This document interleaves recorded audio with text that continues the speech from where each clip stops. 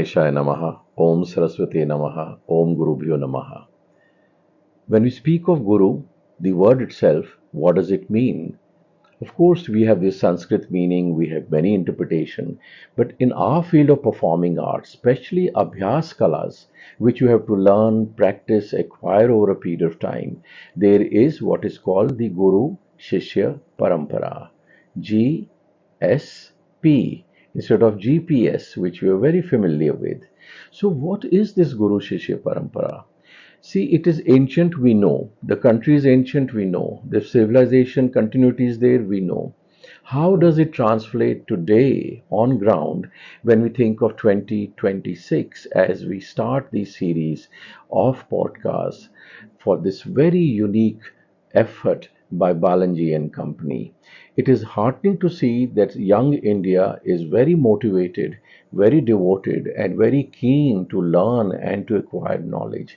And the team which Balanji brings with himself, it's amazing that they are also so keen in at young age to learning about India, that is Bharat.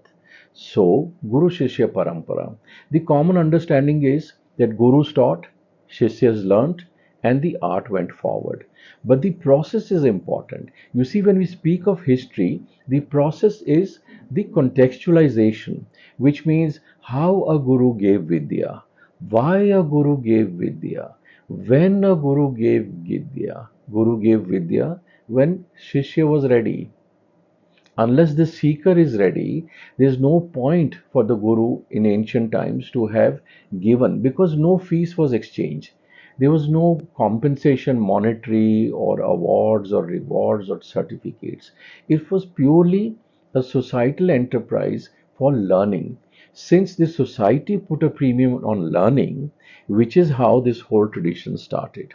I will not bore you with 2000 years of history, because that anyone can find it easily at the fingertips with the search simple browser or any of the engines. But what is important is today, when we see our art forms on stage, what do we think of it? Take a form like Kathak. So we've heard of Kathak, Kaha so Kathak, Kathak Kahi so Kathakar. So they were mendicants who were going from village to village, temple to temple, singing the praise of Lord. It could be any Lord that suited them. It could be in Rajasthan, one would call it, Krishna. In Mathura, one would call it Radhe Radhe. In Delhi, one would call it something else. In Madras, it will be something else. But these were simple village wanderers or minstrels who went from village to village singing the glory of Lord. Very simple task done. They didn't have a fees, they didn't earn much. Whatever the villagers wanted to host them or gift them, they were with them and they partook of this generosity. This is how the oral traditions continued. They had heard it from their ancestors, their parents, their gurus, or their teachers, and this is how the tradition continued. This is how the parampara of adding some movement, some dance. You see, when we say Radhe Radhe or Krishna Krishna, we are adding some hastas. No, we are adding this. This anyone understands in India. It means flute, Krishna with a flute. So these are the symbols. These symbols came and got codified over a period of time with what was called the grammar of dance. The grammar of dance, what we call the alphabets. When I speak English, यहाँ मैं पंजाबी बोलदा इलियनान तमिल पेसे আমি একটু বাংলা বলছি or Nepali tapaya kristu or I speak Japanese whatever language, there are alphabets, there are words. A B C make a word, an alphabet. Alphabets make a sentence. Sentence makes for a structure. Structure gives substance. So this is how dance or music is also formed. We have swaras, that's how a scale, that's how a raga is made. We have adavus or units of dance, which is how movement is made in either Bharatanatyam or in Kathak or in Odissi. So when we think of these units of dance, they are the basic starting point. So Guru would often start with the simple things. Tayyum tatta tayyum taha. Just the foot. Because on the feet stand the body. We also worship Bhudevi, Mother Earth, as our mother, which is why often you will see in India that artists, when they get on stage, they always touch the stage and bow down to it. India means the pan-Indian subcontinent culture. It could mean Nepal, which is very much part of this great tradition. It could mean even Java, Bali, Borneo, Sumatra, wherever Indians influences went, Sri Lanka, or it could be Near East. Anyway, these cultural things until Japan, if you think of Buddhism, if you think of all those countries, so when you think of India, it is not a geographical unit as we define today. When we think of India, it is the cultural outreach over the whole millennia. Coming to the units of dance, the words become alphabets, become a sentence, become a paragraph, become a story, become a whole essay. So when we think of these essays, when we think of these structure, that is how an item is formed. When the classical dance is nothing but a very easy way of devotion as it was intended for propitiation of the divinity. Our dance forms, what we call classical or traditional, was never meant for the market. It was never meant for bodily pleasure. It was meant for spirituality or as an act of devotion, propitiation. So even the temple complex, if you see the southern temple complexes, it's a very planned architectural device.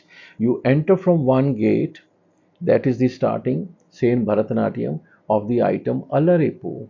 You go into the courtyard, that is the item which becomes either Pushpanjali offering flowers, or we start with that invocation to Ganesh or any of the deities to ward off the evil spirits or any obstacles, and then we come into what would we call very simple items as walking towards the god, which is the Moolasthana or the center place where you expand and praise the Lord through a Varnam, maybe in celebration of union, maybe in celebration of friendship, maybe in celebration of whole lifetime of Atma meeting Paramatma. Then you exit singing the praise of Lord through Padam or Javali, and then you leave the temple premises, and that is Tilana. So it is very beautifully explained by one of the greats also of Bharatanatyam, Bala Saraswati Amma, who was one of the very fine artists gifted both in music and dance. See, dance doesn't stand alone. Music has to come with it. Can you imagine a dance without music? Any dance form, Bollywood or Tollywood or Bharatanatyam or Odissi or Bhangra or Bihu. None of the forms you can do for a minute, but then there'll be no rhythm, there'll be no beat, there'll be no soul. So music is a given, it is already there. In this case, when we think of Guru Shishya Parampara, that is why it's called Abhyas Arts. It was important that the Guru taught from the basics of understanding of musicality of the form, the literature of the form, what was it based on the text, what were the stories behind. So Guru gave freely. Guru didn't say, I will sit for an hour, this is the fees, and I'm going to give you only this much. As unfortunately in metro life, in big cities, it has become today, because that is a reality. Nothing is good or bad. It just is. So the minute we say this was good and that was bad and that was great and this is not good enough, you're already being judgmental. No need to be judge or mental. Just enjoy the art forms, because the art forms are meant to elevate you, to give you a different link to Godhead, to connect you to what is the universe. You see, when you say Angikam, Bhuvanam, Yasya Vachikam, Chandra, Tara, Adi, the whole universe is dancing. It is actually, if you see, there's only one sun, SUN, for the whole world, whole universe. How much energy it gives. And in some countries, it is so cold. In Canada or Sweden, it's freezing because for 4 6 months there is no sun. India is so lucky it has sun the whole year round, sometimes too much of it. But it is a source of energy. So when you think of stars, when you think of moon, every day it's there. Who has ordained it? How does it run? You can be scientific about it. You can also give many definitions. But the truth is that somebody has created this whole thing which dances. Whole universe is dancing to a rhythm which you don't hear. The sun rises, no, the moon sets, no, or waxes and wanes. So it is to a rhythm. That rhythm is the music. That rhythm is the music, that rhythm is the universe. Guru Shishya Parampara thus brings to us a very filtered knowledge. It is like 100 PhDs in one. So when we learn music, when we learn dance, when we learn literature, these are important ingredients of an art form. Without the three S, Sahitya, Sangeet, Shastra, we cannot learn these art forms. So coming to our purpose for 2026 Guru Shishya Parampara, first of all, a guru is somebody who gives you knowledge. How you use that knowledge is up to you. You see, I am teaching, say, chemistry or math or Sanskrit. I will give the foundation. What you do with it in the lab or in a book is entirely up to you. But gurus, real gurus, and the difference between real gurus and teachers is teacher will teach to the point. A guru will give endlessly. A guru is not always in the market. Guru needs to survive also, but guru is not greedy. Guru is not needy, Guru is only giving. That sounds very idealistic. It doesn't happen in Metro India. We don't see examples. Maybe one or two. But 50 years ago, 60 years ago, just 70 years ago, when we were growing up, it was pretty much common that the Guru never even asked for fee. If a student left something on the table or by the bedside or on the chatai, that was welcome. The Guru Shishya was equally poor, the Guru was equally simple. They brought fruit or they served at home or they became part of the household or the family. So the Guru Shishya Parampara was most neutral and without any return agenda. It is only in recent post independence years that when the gurus also started getting organized. Earlier, the student went to gurus, they went to their village. Maihar for Baba Alauddin Khan Sahib to learn either sitar like Ravi Shankar ji did, or tabla, or anything Nikhil Banerjee Das. So many of them, Uma Shankar Dikshit ji. All of these people went all the way to Maihar, which is like 100 kilometers from Khajuraho on very bad roads. Lived example is easier to narrate. If you just read books, the depth of the vision and the mission will not come through. So if you go on those roads, if you travel to Mayyar, if you travel to Kumbhakonam, if you travel to Chidambaram, then you'll be able to describe the grandeur of that travel itself, leave alone the subject. Or you take of the gurus in Vallur or Pandanallur or Chidambaram or in Kerala, they went and stayed simply with the gurus. I'm talking about 100 years ago, not ancient history. There was not so much sadhan or means, trains or planes or buses. One walked, one took bullock cart. Maybe the bus was the maximum one could afford. One went and lived simply, but that training they got in those few years stood them for life. From a little village in Kerala, Palaghat or something, they could reach Paris, and the art was so celebrated internationally. I'm talking of 1930s and 40s, Guru Gopinath, Ram Gopal, Uday Shankar ji, the first generation of pioneers who went and took their art all the way abroad on ships. They 200, 130 people with costumes, sets, and designs, live music. There's no recordings. They went all the way. So these were the pioneers or the gurus who went out after they had taught some of the students. Second phase was when the gurus came to the cities.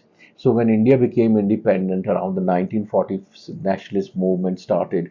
A lot of gurus to seek a living had to come to bigger cities. Bit like in North India, the gurus left Rajasthan or Punjab or some place in Madhya Pradesh and came to darbars like Jaipur or Udaipur or Jodhpur or Delhi, which was not the capital. Lahore was the cultural capital of North India.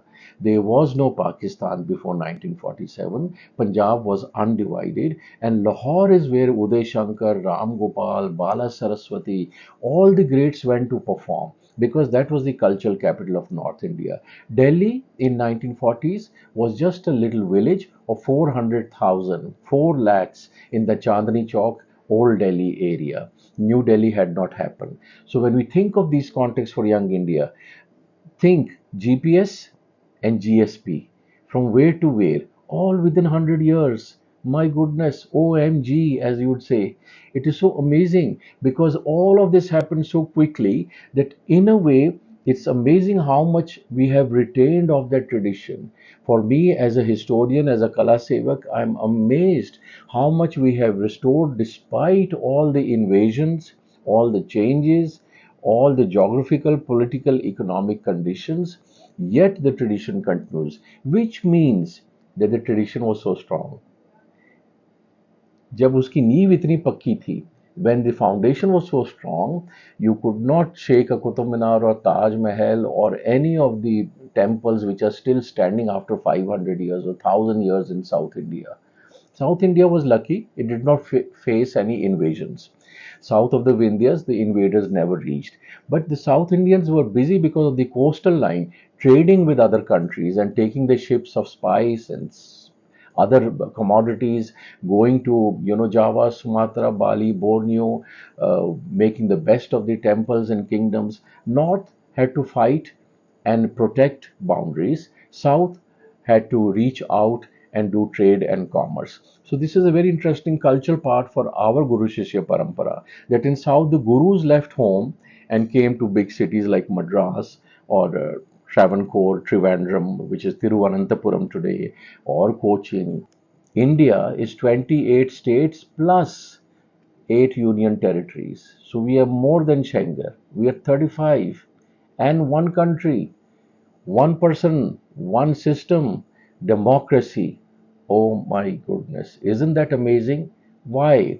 Because our foundation is so strong. The Guru Shishya Parampara at every level, not just dance music, in philosophy, in politics, in Niti Shastra as we call it, in law, Smriti Shastra, all of these Shastras laid the foundation, Arth Shastra for economics, all of this Shastric knowledge, as I said, leads you to this foundation. So India is privileged, India is lucky, it has the world's largest youth population today. So this is thanks to our gurus in the larger context, thanks to the foundation of our ancestors gave, and thanks to the wonder that is India continues to be Bharat. Mangalam Bhava.